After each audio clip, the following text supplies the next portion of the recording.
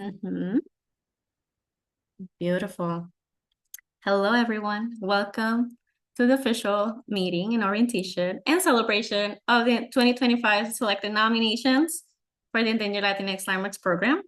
I am Hilary Morales. I probably saw my name somewhere at some point. This is my face. I'm the Historic Preservation Officer. I've been with LAC since last October, almost a year. It's incredible how fast time flies. My background is in history preservation architecture. So anything, any questions you might have of technical services, I am your person. Um, but before starting out, I want to share the platform and space with our beautiful executive director, Sheila Mota Casper, our wonderful leader who has been taking this baton for a very long time. So I'm going to open the floor for you. Awesome. Thank you, Hillary, and welcome a todos. We're so glad that you're here. And I'm just looking around, and there's like under 30 of us here. So, welcome. So happy to have you here. And I just want to start out with saying that this moment is just a historical moment. It's such a moment of joy for us. I am a historic preservationist. I've been doing this work for a dozen years nationally. And we knew that this was a really big issue, that our sites were being displaced and that they were being gentrified, and more importantly, they were being demolished. And that's because most of Latinx heritage sites throughout the United States are not designated. And in most cities, that means that they're not protected. While there are many other wonderful and incredible endangered listings, like state listings, local listings, and national listings, there has never been one solely dedicated to Latinx heritage throughout the country. So 10 years ago, we Dame Dreamed this, founding members, and now we're seeing this through, and it's just such a beautiful inaugural moment. I welcome you. I am so excited to have you here, and I want to thank Hillary for her leadership in doing all of this. She has been tired, y'all, working hard, and I know you've been getting so much communications from her. I can't wait for her to take some time off after this and get some rest.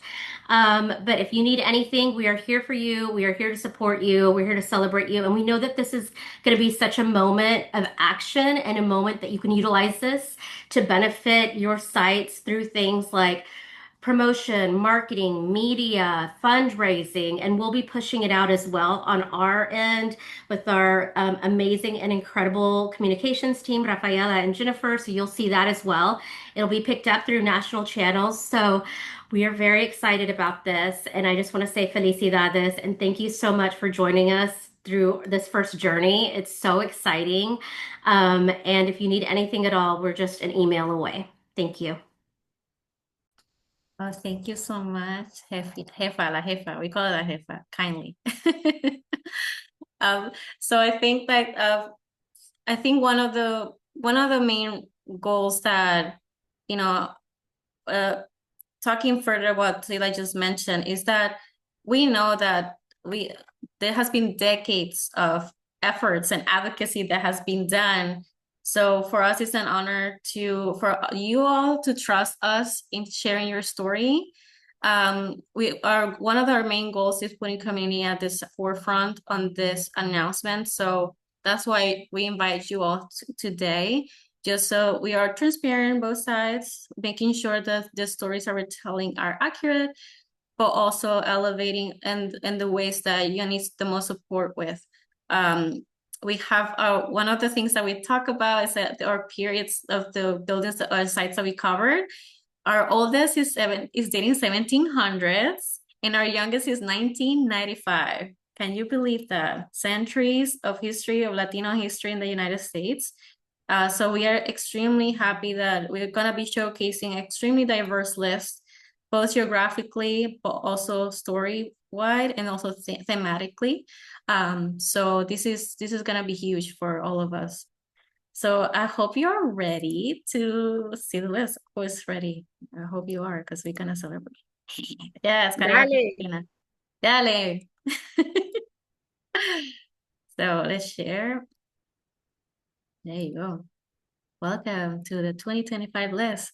I wish I had music. That would be nice. But Okay, our first state is Arizona. We got the Anita Street Market, a legacy business. I think Ray Soto is in our call today. She's one of the owners or workers of this beautiful restaurant.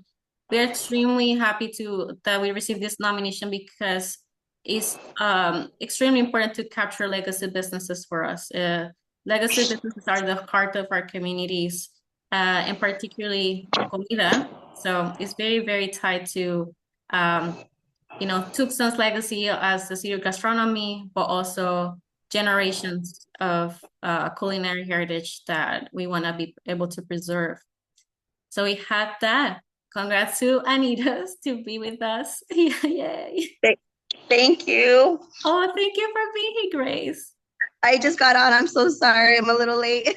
No, you got right on time. We got you. Okay. We're Oh, so thank you for happy for that. you to be here, and thank you, Ricky, for facilitating the conversation. We're gonna work together to bring advocacy to your place and protect it together. Oh, thank you. Muchas gracias. Next is in California. California was very strong this year. I think I saw Aureliano in the chat. Aureliano nominated Grab Performance Mural in Oakland, California, as well as the Murales de la Calle 24. This was very important for Okay, us. I'm so sorry. Oh, okay. One thing that we talk about in our team, we've got amazing murals. Like this was very huge for us. It's not traditional preservation that we have seen in previous years, but it has become such a prevalent topic for us in our community is the conservation of murals. So the reason why we decided to bring both murals in the conversation is because of they're extremely tied together when it comes to Chicano mural history in the West Coast. So that's the only reason. So thank you so much, Aureliana, for bringing. I know there's a whole coalition behind this effort. So we're so excited to bring the story to the audience. I know that there has been a lot of issues with environmental exposure, also issues of gentrification and vandalism that it's gonna resonate with so many other communities. So thank you so much for the time. Another contender for California was the Maxa Youth Center in San Jose, California. Thank you so much. I think it was Ben Lish was the one who nominated this. Alongside with the support with Somos Mayfair and the School Arts and Culture. I saw some of you all in the call, so thank you so much for sharing that story with us. The reason why we decided, I mean, there were so many reasons for this one, but it's such a great example of postmodern architectural design that is very rare, and it became to our attention. So it's gonna speak about the future of our sites, and for that reason, we wanted to allow the space for to bring the conversations of what the next generation of heritage sites will look like, and this is one of those. Also, the collective action that it has been done for decades is something that we want to elevate, that those stories don't go forgotten. So yeah, California. The last one, California, also, we're so happy. I mean, this is sad, but also we know that I think, is Marta with us today?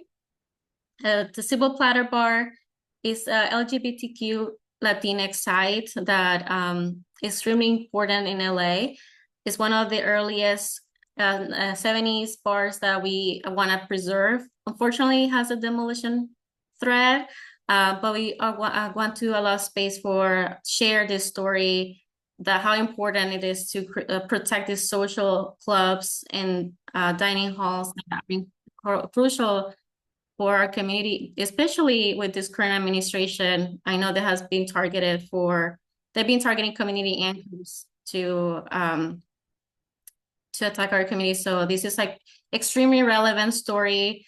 Also, preservation wise, it's gonna help us rethink about underrepresented stories within our Latino community. So thank you so much, LA Conservancy, for supporting this nomination, and let's keep preserving cultura. Then we move to Colorado. We have this one is so fascinating. Las Barracas is in Longmont, Colorado. It's a World War II era military barrack that was relocated from Aurora. It was located in an army base. I think Elizabeth, you're here. Yes. Thank you so much for nominating this site. We're so excited to see the cross collaboration with multiple communities beyond our own Latino community.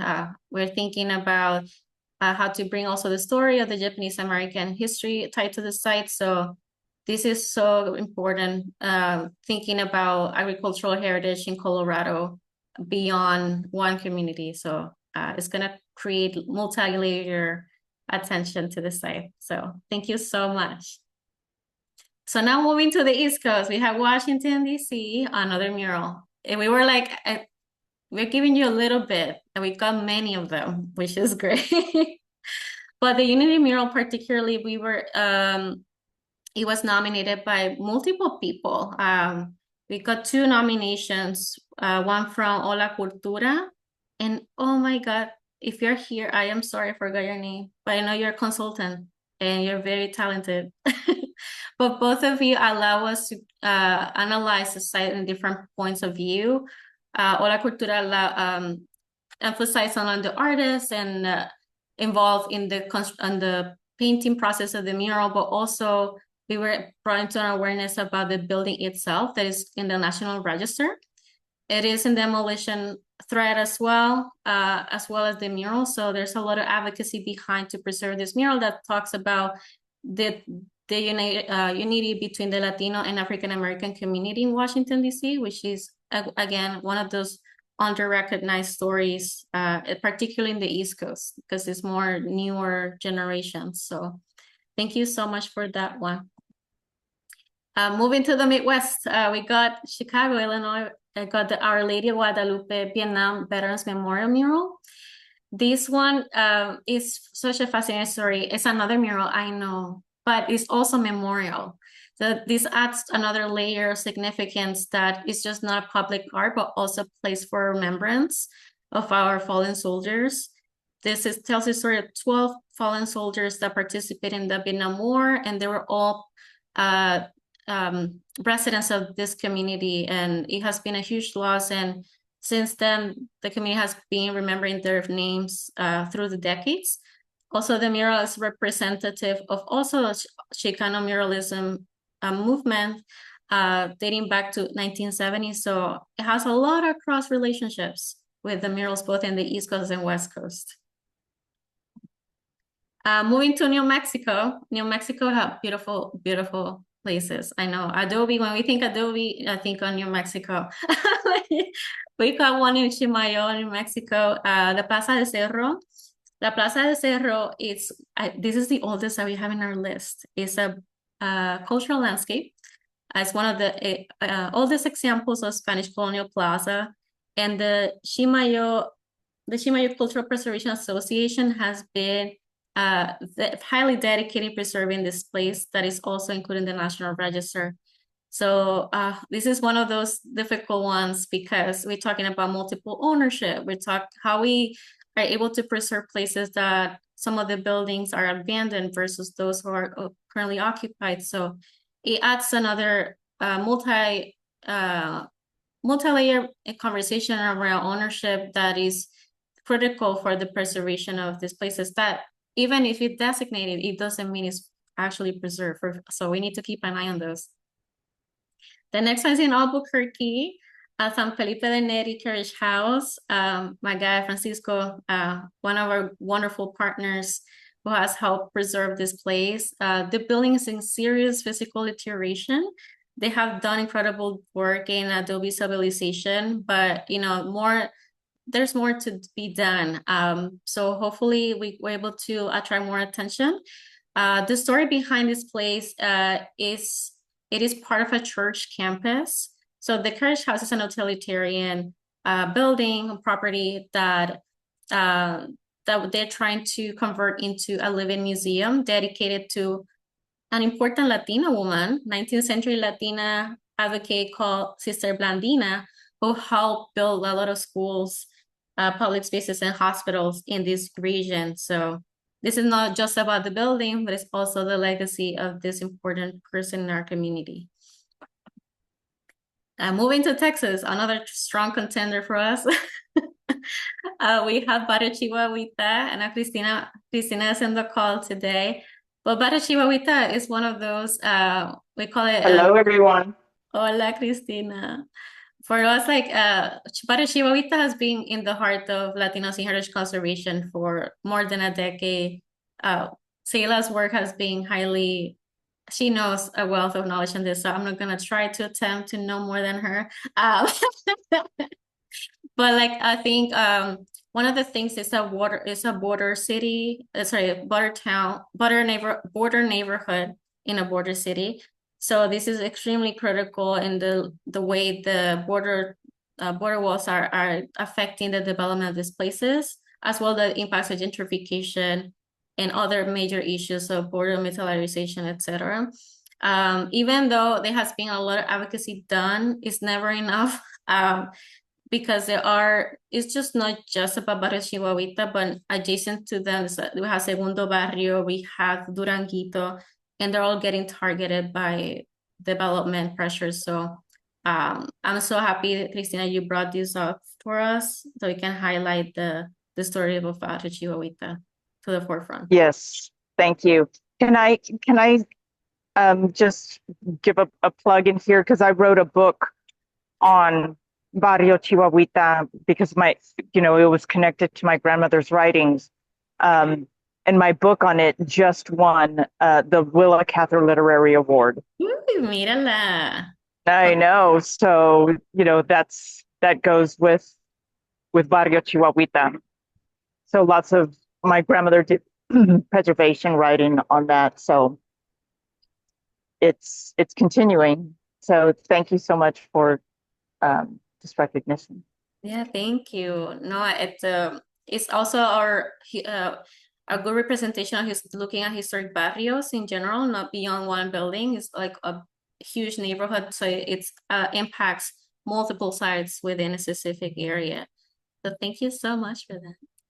The next one, we also another border town in Ruidosa, Texas. El Corazón Sagrado de la Iglesia de Jesús. We're so excited to have this one. It's one of oldest examples of largest remaining adobe arches in Texas. One thing that we love the most about this denomination is the a strong community advocacy that has been done for decades. It was a church built by the community and is preserved by the community.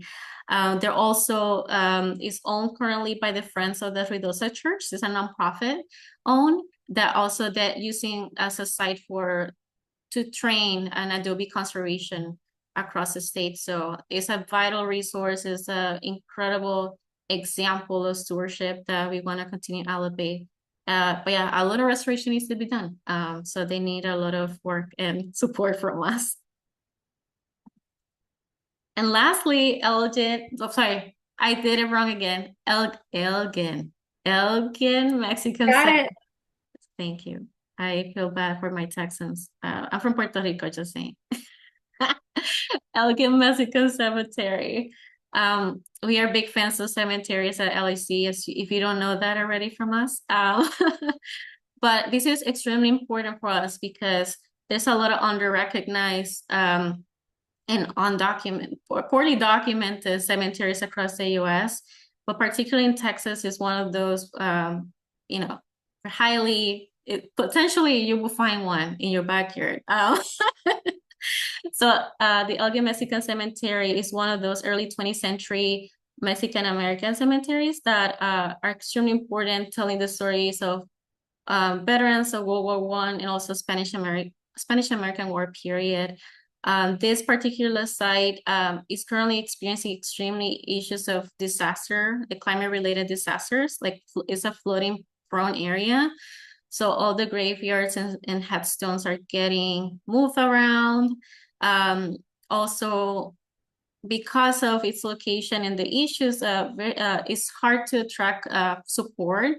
And so far, the stewards, there are very few of them that have been involved, and they have done a lot of the work by themselves. So adding this site to our list will help attract more attention and hopefully we can mobilize more folks to the preservation of this site and also the honor the lives of those that were fallen and buried in this place, sacred place.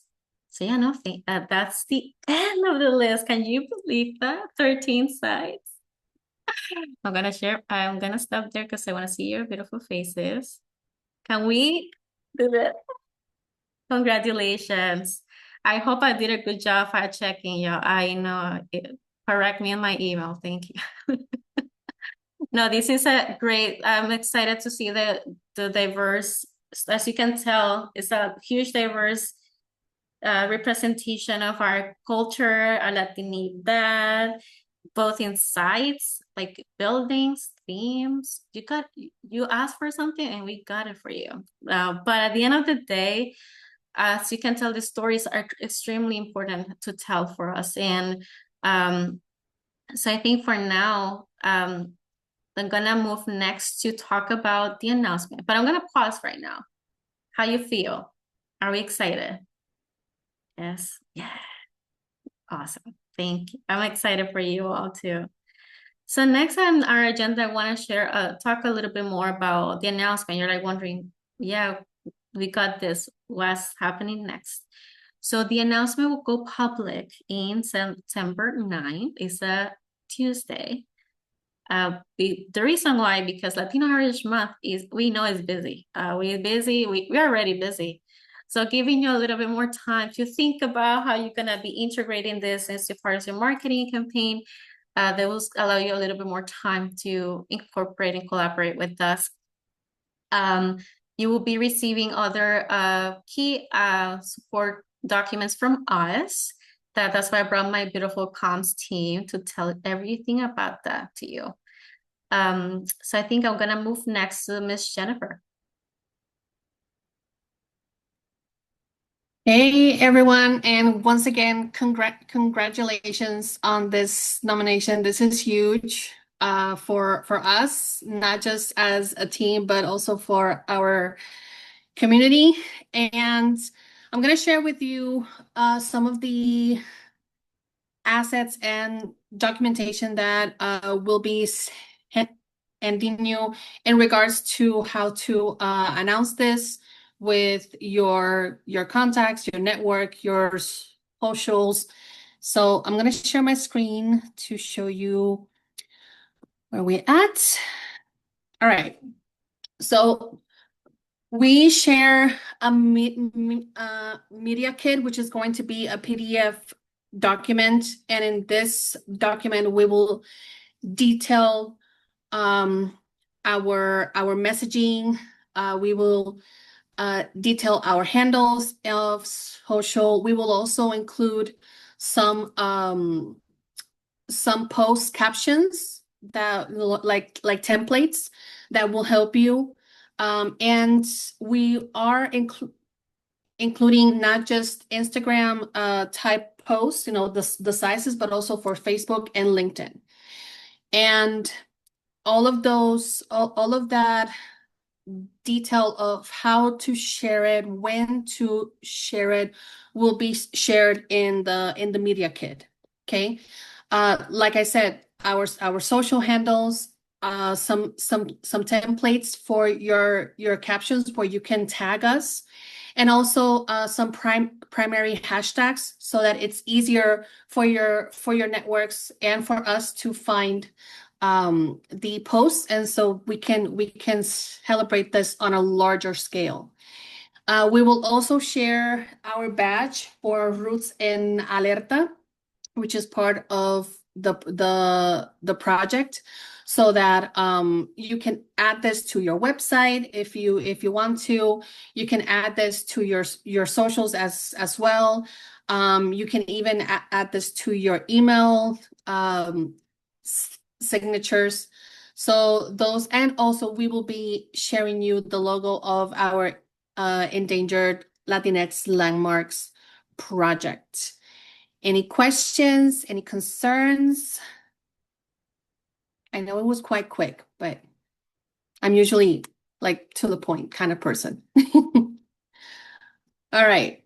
This is wonderful. So, yeah, thank you. right. Now I'm going to pass you to my colleague Rafaela. I'm sorry. I'm just so used to saying Rafa Thank you so much. And can you share the screen again for the, yeah. I don't know, it's Hillary that's going to share. Which, yeah, yours, yeah. For the pitch. Yes. Could I ask a quick question? Is it Jennifer? Are you still there? Yes. Yes, I'm here. This I'm here. is Debbie Warman, and Juan Gonzalez is our main representative. He asked me to join in. So he's Juan, can you unmute for just a second? I'm here. I'm here. Can you hear me? Okay, so I think one of the questions we have is that Juan represents a very small cemetery association, and we do not have a social media representation. We are part of the Bastrop County Historical Commission. I am, and I try to help as much as possible. What kind of help do you have? I mean, I see that you have these links and things, but do you have suggestions about how we can proceed? Yeah. Oh, Hillary, do you want to say? I have some thoughts too. Okay. Yeah. Okay. Yeah. Hi, Debbie. Great to see you. Hi, Juan. Hi. Great to see you. Good to So see you. excited Yeah. to see a site that's right here in my neighborhood. And working on another cemetery project with you all. So excited. So I would recommend, I know that y'all are a small group, but one thing that we do with sites that are like that are very kind of ad hoc, like if the County Historical Commission could share this great announcement on behalf of them, sharing with the community. And then we also ask everybody in our networks to share. So y'all can send it out to your entire email list and say, please share this on your social, like Facebook. I know y'all have a lot of representation on Facebook and on Instagram. So in those cases, we ask you to rely on your partners and your personal pages. You could also send it to Preservation Texas. Y'all are here locally, so I'm happy to work with y'all, hand in hand, so we can set up a separate phone call on this. We are going to be spreading this out nationally. We have an incredible media and communications folks. And so you're going to see this in national publications. But the idea is that we want people in the backyard to know where we are. So let's just set up a phone call later and we can think through a strategy with y'all. Great. Thank you so much. Yeah, I think one thing I want to add to that is that one of the main goals that we have is to be coalition building. So we will be connecting you with partners that are like-minded and that will help facilitate further your campaign. So that's something we'll be working with each one of you, each one of the sites. So we'll be connecting with each other, so in that way we can be stronger together. Also, like part of our comms and media kit is also with our press release that, so I'm going to open the floor to Ms. Rafa, which is she will share more about other tools that we have for you all. Thank you. You can share the screen, Hillary. Yes, thank you for everybody. Awesome.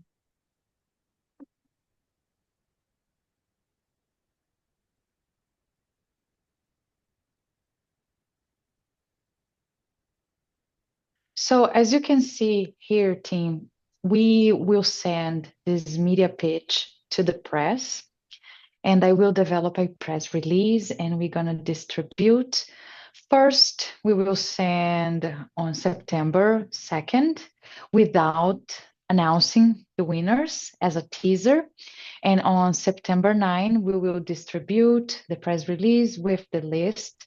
And this media pitch deck will be sent to the media and we will add a quote from each one of you.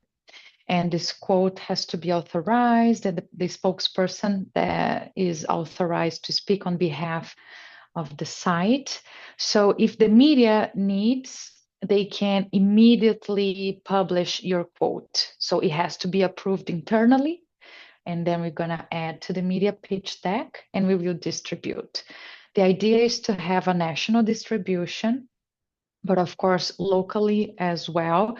We will distribute on the 9th, September 9, and you will be allowed to distribute internally or within your contacts on September 10th. You can send to whoever you want. I will offer you a press release template where you can write your own press release focusing on your landmark. LHC will do a press release that is more general, where we will inform about all sites, but you can do something more individual, focused on your landmark. You can add specificities related to your landmark. So just to confirm, you can start the distribution, social media and press on September 10th. I see we have a question from Christina. Hello. Hi. I want to say that this is really fantastic, this packet that you all are putting together, because I had been thinking to myself, how am I going to announce this and everything? And you all are doing all of this for us. My question is, I think a little bit more specific. I love that you have Tucson up, because although I have El Paso, I live in Tucson. I currently live in Tucson. So thank you to whomever submitted that. Are you going to give us a list of like the media outlets that you're going to submit this to? No, we Submit the don't. first. We Oh, okay. don't provide the distribution list, so it would be for your Okay. partners and locally, whoever you want to distribute if Okay. you already have, but the distribution list we won't provide. Okay. Okay. So just to confirm, we can send this press release to newspapers and radio stations and things like that. Okay. You can publish on your website. You will receive the media kit, all this package, September 2nd. So you will Okay. have the time to work, to add your marks and imprint your identity, but you will only be allowed to share on September 10th. Okay. And so is this coming to us like in a Canva template or something like that? Yes, it's gonna go Okay. through a Canva template. We're gonna offer you a Google folder, so you will have all this documentation. The press release will come on an open format like Word, so you can edit, and then you can add your logo and create a PDF after that. So we will explain everything how you can do it, how you can export Okay. this documentation. Okay, thank you. So maybe I'm getting ahead. I'm sorry. Thank you. No, Thank you. don't Okay. worry about it. That's a great question. That's a great question, Christina. We will offer everything. I know because we have done this prior with the grants when we announced the grants. So I wanted to make sure that we would do so seamless. It will be a very easy experience to all of you. We know how important it is to talk about this. So we will provide all the materials to all of you. Excellent. Thank you. Thank you. Melissa? Hi. I do have a question about so the quote that's going to go on that template that you just shared. Does it have to come specifically from someone from my organization? Because I was hoping that we could get a quote from one of the Vietnam veterans that's been kind of like the boots on the ground helping promoting our mural. Is that fine too? Or does it So have to you come can from us? offer a second, quote that is authorized by him, that he allows to be put into the press. But for this specific media press kit, I need to be from someone that is a spokesperson from the landmark. Okay, because like ours, like I'm part of a community organization, and it's kind of been like a collaborative effort between like our local American Legion, the Southeast Vietnams, but I was the one that put in the nomination. They're a little bit older. They're Vietnam Mhm. veterans, so they're not very tech savvy.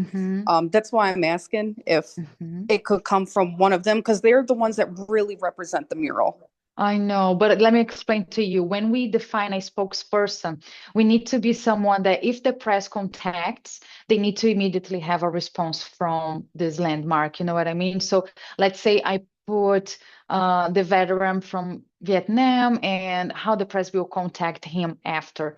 You know what I mean? So it will be the person that is capable to speak on behalf of the landmark, but of course you can include a second and third quote you can send to Hillary, second and third quote as a storytelling quote, but we need something official. And then internally you can define who will be this person. I know most of the organizations do not have a well-structured functionality, but you can internally decide who is the spokesperson, and this person needs to be the point of contact through the process that we will be sending to the press.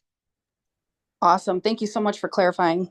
Thank you. Yeah, and if I can add to that, I think one thing that is critical, and the reason why I think all of the nominators for making the time to draft this in detail is because we know that, especially one of our key priorities was the community involvement behind the process of nomination, because it doesn't make sense. It never makes sense to do nominations individually. It won't mobilize action without support. So that's kind of one of our key values that we have to launch this program. So don't be shy to like be the spokesperson of this place. We understand you will be the right point of contact to communicate and mediate this process with them.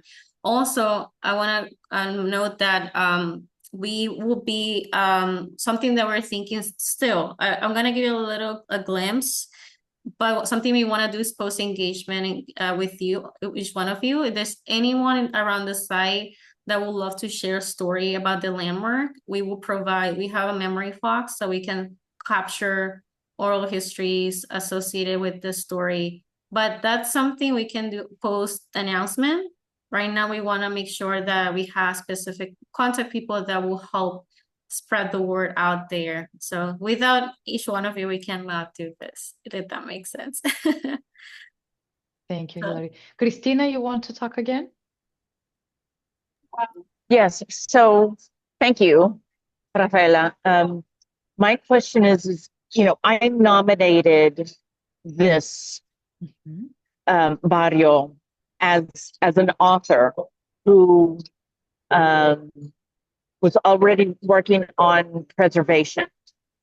And as I noted in my application package, that I don't think there's like a segundo barrio group. I could not find them online. I know there is one for segundo barrio.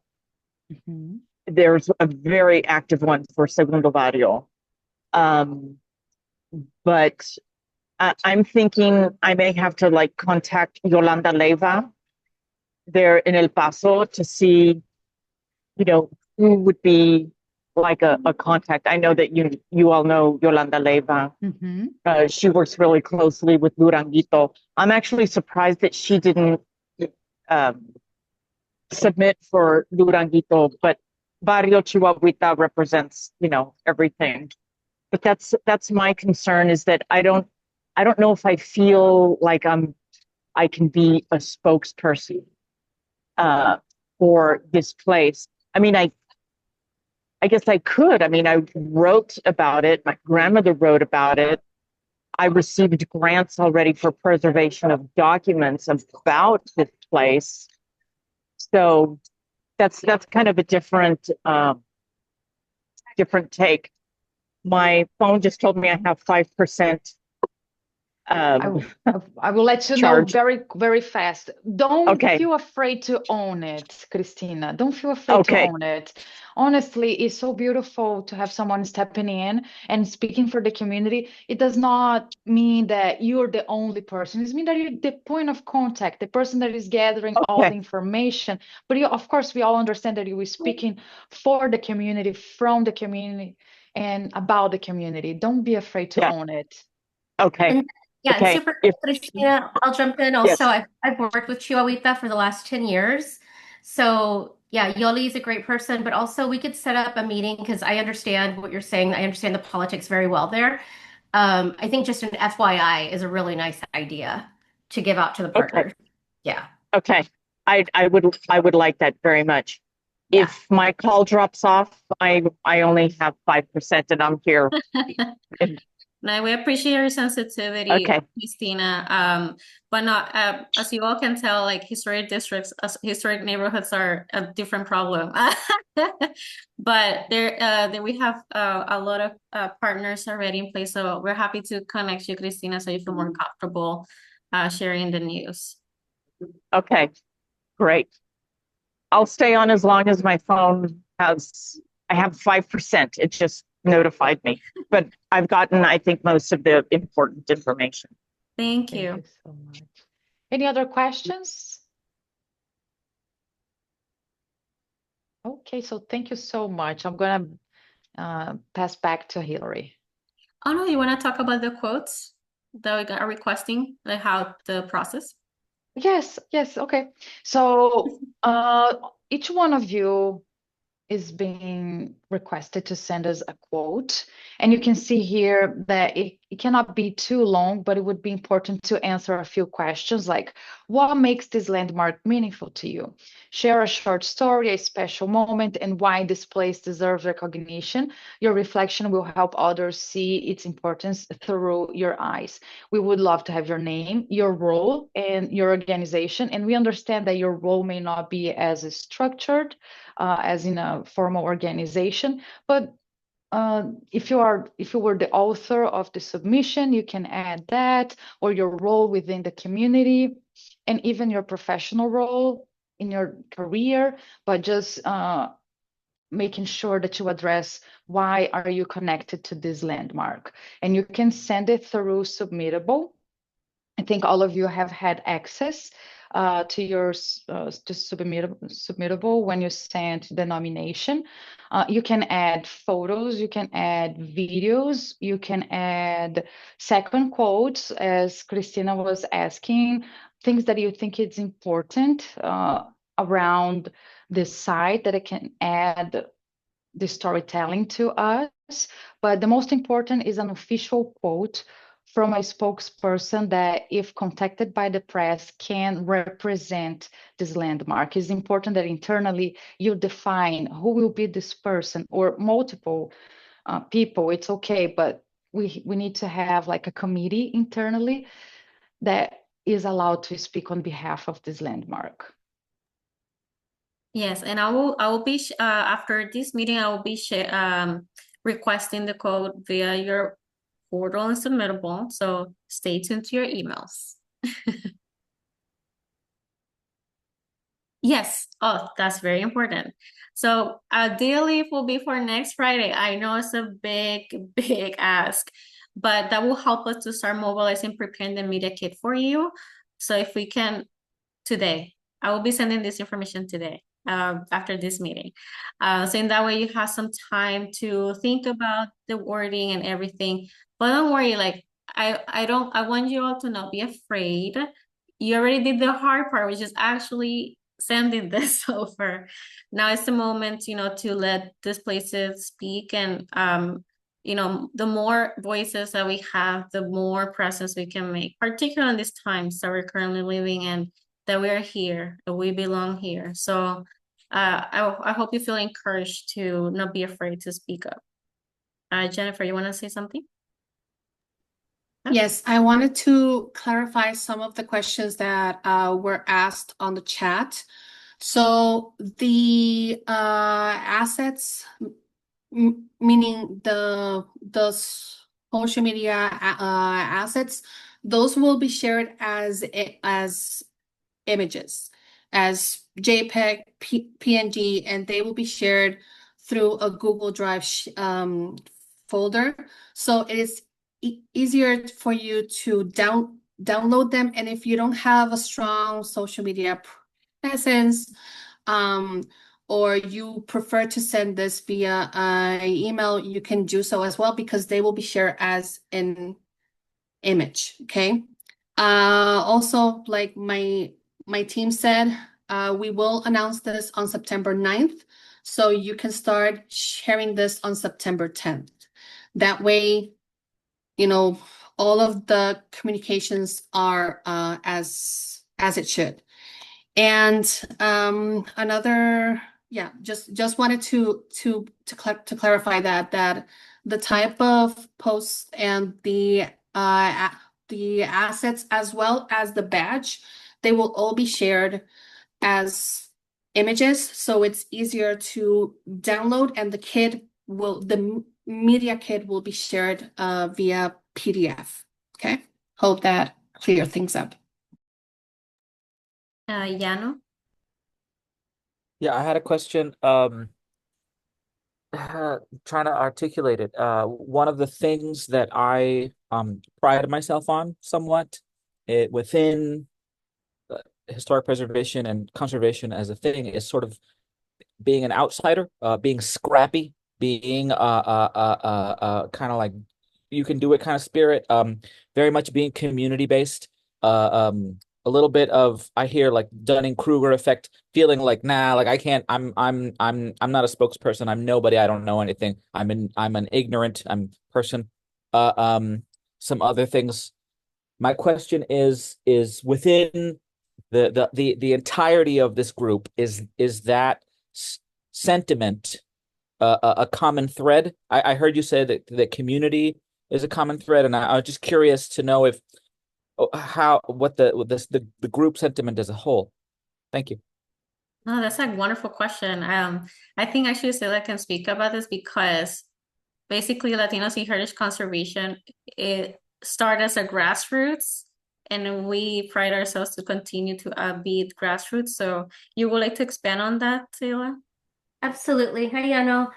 So Latinos in Heritage Conservation, we started out as a scrappy grassroots. I'm a founding member. So for 10 years, it was all of us around the country just working, volunteering so passionately, just working for 10 years to get our nonprofit off the ground. And so we all dedicated like 25 hours a week along with our full-time job. This is just a passion project. And then 4 years later, we got funding, and I moved over from founding board member to ED, hired talented staff like these incredible brains that you meet today. So the work that we do is our number one audience is comunidad. All the work that we do is community centered, and all the work that we do is community led. You're going to see that through all of our programs and projects. You'll see that in our grants. You'll see that in the workshops that we do, how we do capacity building. So we do a lot. I invite you to check out our website. But our number one audience is comunidad. Our secondary audience is practitioners and partners. And that's embedded in our mission. It's embedded in all the work that we do. So I'm excited that you asked this question. And I think you have so many like-minded souls on this call with you.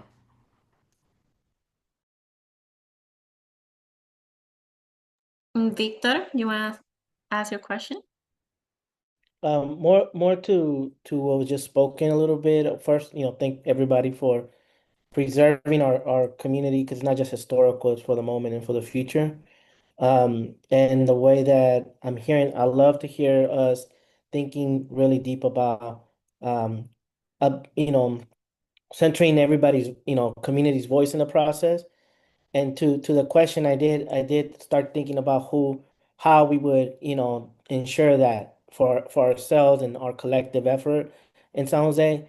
And the way, I'm thinking about is that if anybody is the connector, right, and gets a quote up there, we make sure that the sentiment of the quote is communal, right? It speaks to what our community our area is talking, and that we don't just take it from a personal perspective. For myself, we're trying to gather what the people are saying about this space, and it could be an opportunity for us to say, I might be the first person that the media touches, but I can also connect the people that we really want to hear, who've been doing this work longer, or who will be doing this work after me, right?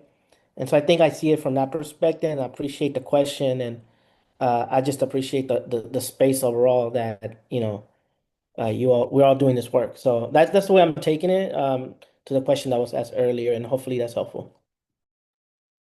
Thank you for those words, Victor. That's how we see it too, and it's almost reassuring for us to hear each one of you, because this is the right room to be at. And thank you so much for your time and mostly your trust, right? Because I think, this is the first one, the first inaugural lesson. So a lot of lessons will be learned.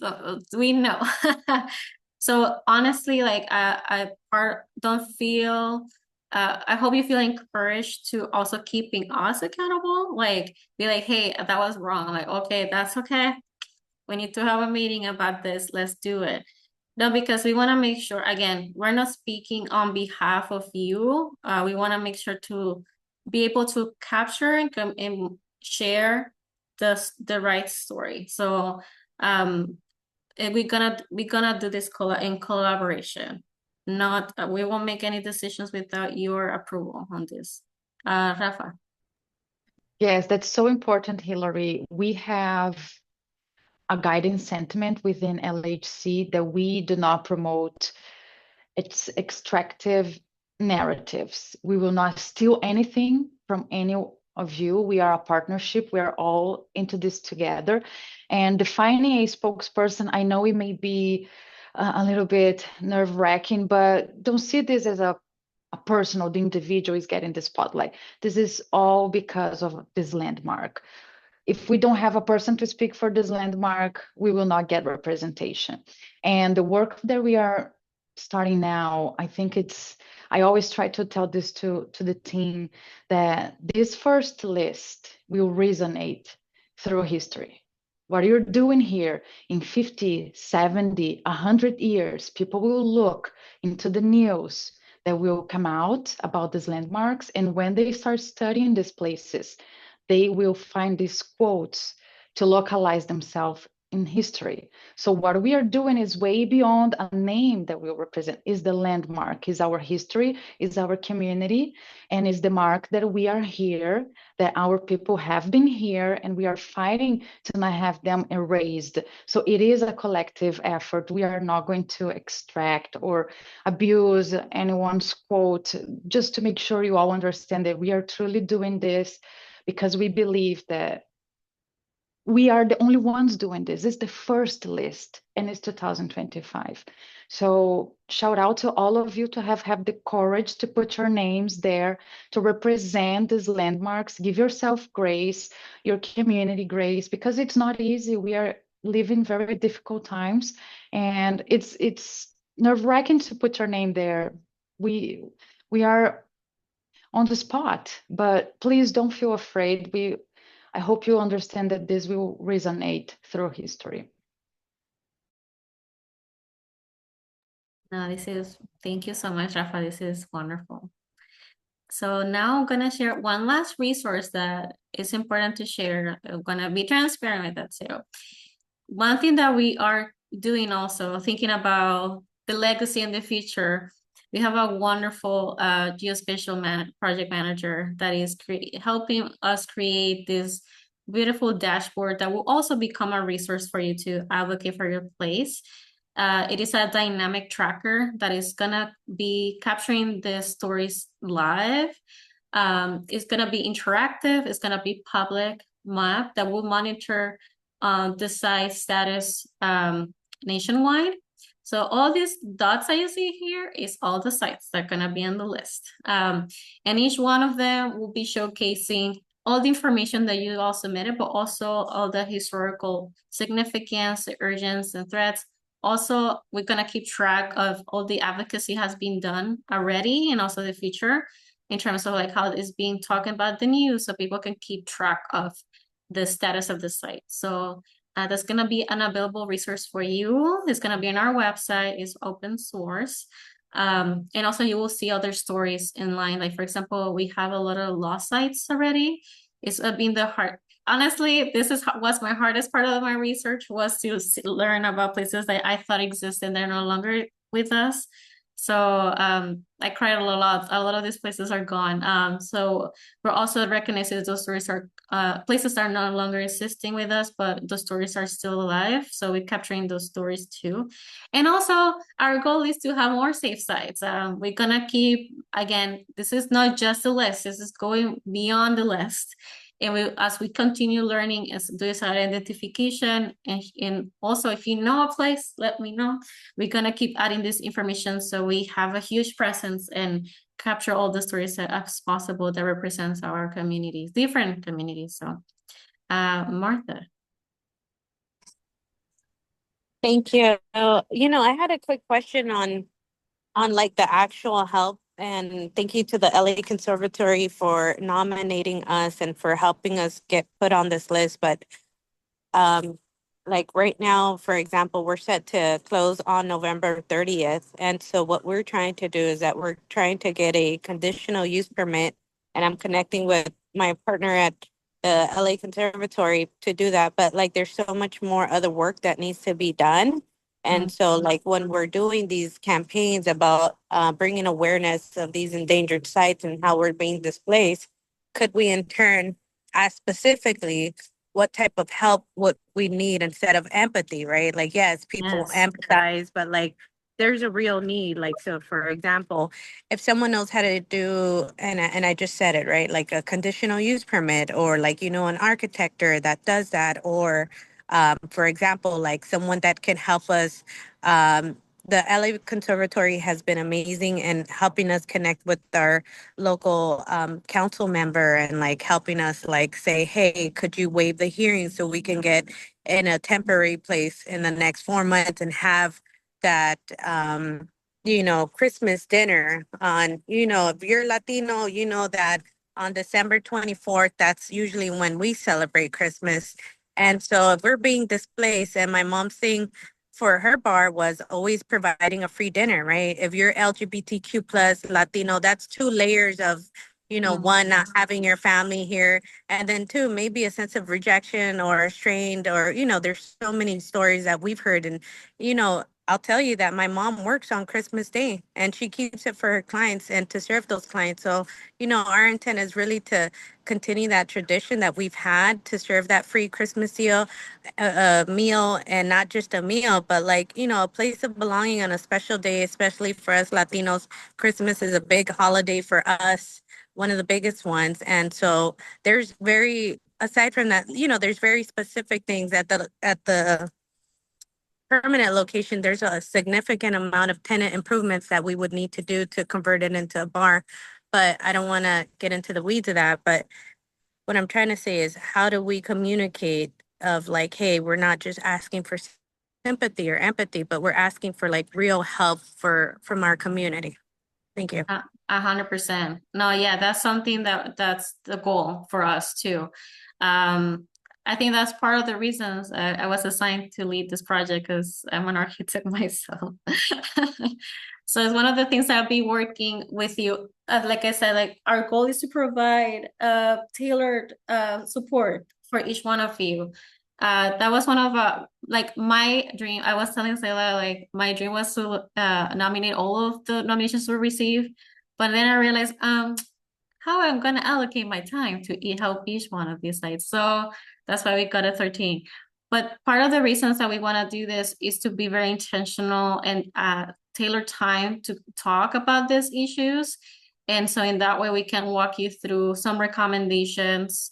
And even if you want to create like I know your work, I remember, Martha, you had already a petition for fundraising. That's something we can add to your specific story and campaign in our website. So yes, let's talk about it. Happy to include those your goals to continue the legacy of your family.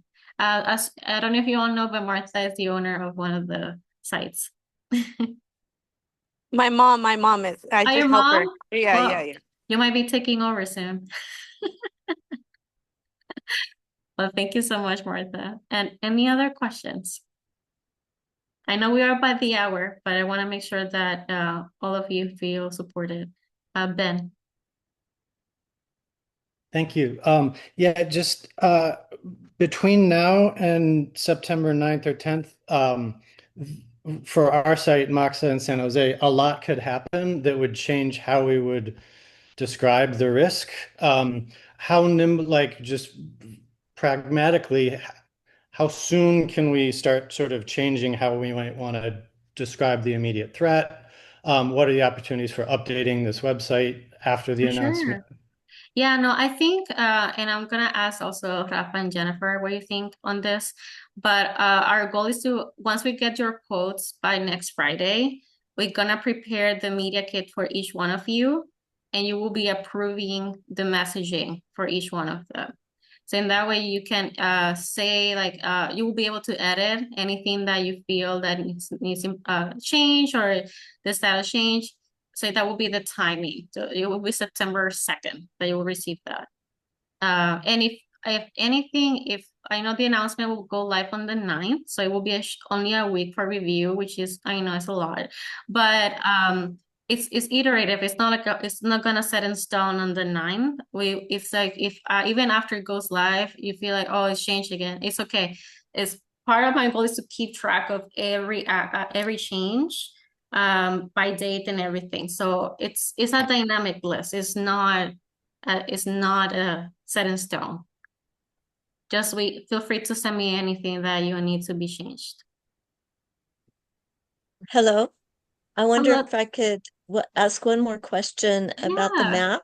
for sure. Did you Yeah. say that the person who is there's a group or a person who is putting us on the map and being on the map after September 9th, Yeah. we will show up. Is that right? Yes. Okay. Then we just want to make sure we're in the right place Oh, on the map. yes. 100%. Yeah, we'll make sure, Debbie. And then this also helps for you to spread out, right? And add links to share it out on all of your socials. It does. I'm very excited about the map. I like I it. know. I thought about this map way before I even made the program. I was like, we have to this. We need to keep track of these places. We're doing this. It's a living So, resource.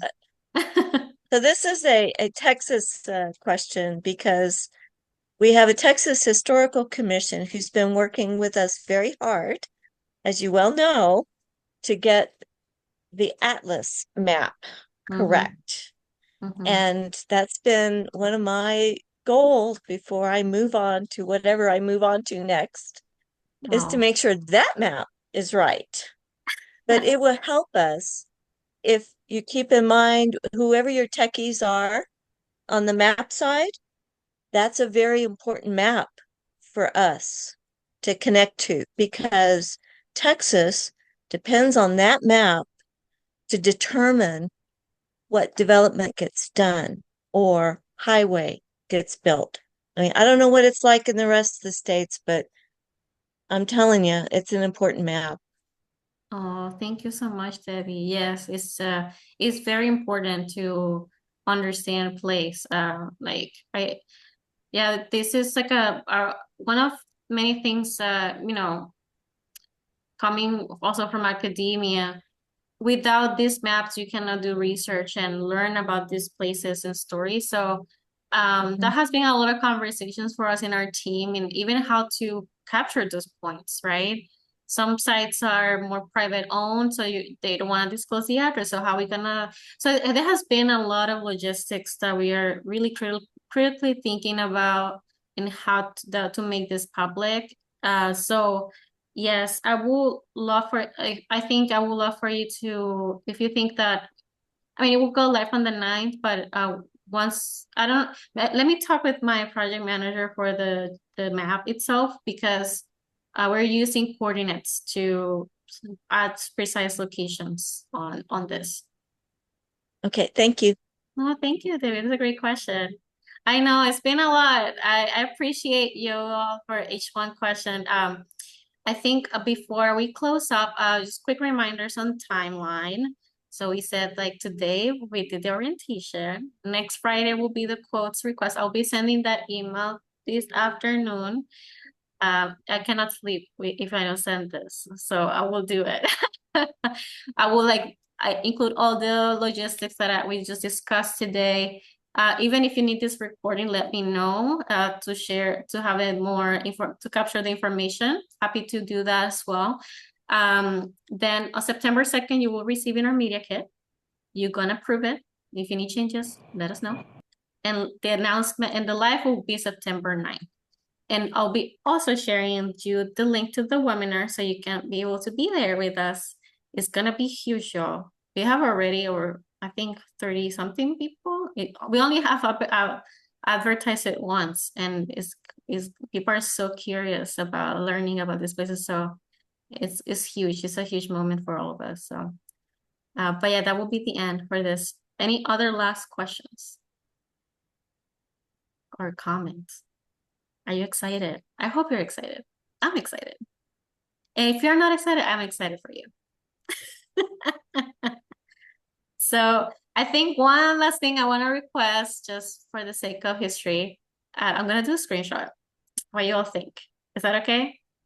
I know some of you are like no camera, but that's okay. I don't want to force you to show your beautiful face. I'll miss it, but oh, she is. There you go. Oh, thank you, Jano. I sorry I missed you in San Francisco. I was in San Francisco, but I was everywhere that day. Okay, so one and oh, okay. Any other last ones? Okay, and one. Are we ready? Yeah. Okay. One. Yes. Oh my God. Okay. Ah, no, sorry. Hold it. Okay. 1, 2, 3. Beautiful. Ah, I did it. Thank you so much. Well, thank you so much for joining. And again, thank you for your beautiful work. That I hope that we can make a little justice on your behalf. Any questions, any nervousness, any excitements, don't hesitate to email us anytime. Or email away, like say, let's say. Well, so we say goodbyes. Oh, excited. Bye. Thank you.